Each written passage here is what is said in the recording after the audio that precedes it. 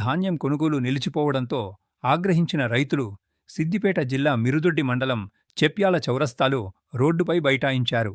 సుమారు 2 గంటల పాటు రాస్తారోకో నిర్వహించడంతో ఎక్కడికక్కడ వాహనాలు నిలిచిపోయాయి.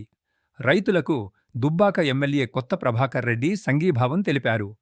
కొనుగోలు కేంద్రాల్లో ధాన్యం కొనుగోలు నిలిచిపోవడంతో తీవ్ర ఇబ్బందులు పడుతున్నామంటూ రైతులు ఆగ్రహం వ్యక్తం చేశారు. చెప్యాల చౌరస్తా వద్దకు చేరుకున్న వందలాది మంది రైతులు రోడ్డుపై బైఠాయించి నిరసన తెలిపారు. దీంతో 2 గంటల పాటు ట్రాఫిక్ స్తంభించిపోయింది. అనంతరం ఎమ్మెల్యే కొత్త ప్రభాకర్ రెడ్డి మాట్లాడుతూ రైతుల పట్ల రాష్ట్ర ప్రభుత్వం కపట ప్రేమ చూపిస్తోంది. జిల్లా కలెక్టర్ నిర్లక్ష్యం వల్లే ఈ ఇబ్బందులు తలెత్తుతున్నాయని విమర్శించారు. ప్రభుత్వం వెంటనే స్పందించి ధాన్యం కొనుగోలు వేగవంతం చెయ్యాలని, లేకపోతే కలెక్టర్ కార్యాలయం ముందు ఆందోళన చేపడతామని హెచ్చరించారు. ఆందోళన విరమించాలని పోలీసులు కోరగా రైతులు నిరాకరించారు. దీంతో పోలీసులకు రైతులకు మధ్య వాగ్వాదం చోటు చేసుకుంది. పరిస్థితి ఉద్రిక్తంగా మారింది. వారం నుంచి ధాన్యం కొనడం లేదు. వర్షం వస్తే తడిసిపోతోంది. కాంటాలు లేవు, గోనె సంచులు లేవు. మేము ఎక్కడికి పోవాలి అంటూ రైతులు ప్రశ్నించారు. వెంటనే జోక్యం చేసుకున్న ఎమ్మెల్యే హామీతో రైతులు ఆందోళన విరమించారు. ధాన్యం కొనుగోలులో జాప్యం లేకుండా చూడాలని అధికారులకు సూచించారు. రైతులకు న్యాయం జరిగే వరకు పోరాడతానని ఎమ్మెల్యే హామీ ఇవ్వడంతో రైతులు శాంతించారు.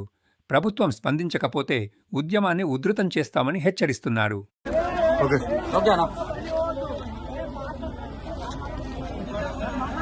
ఈరోజు ప్రభుత్వం ఎంత చెప్పినా మొద్దు నిద్ర వదలట్లేదు.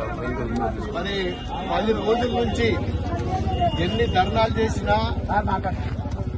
ఎన్ని ఉద్యమాలు చేసినా, ఎన్ని రస్తారోకలు చేసినా మరి ఇంత పెద్ద ఎత్తున మరి వరిధాన్యం పండించే ప్రాంతం మా ప్రాంతం.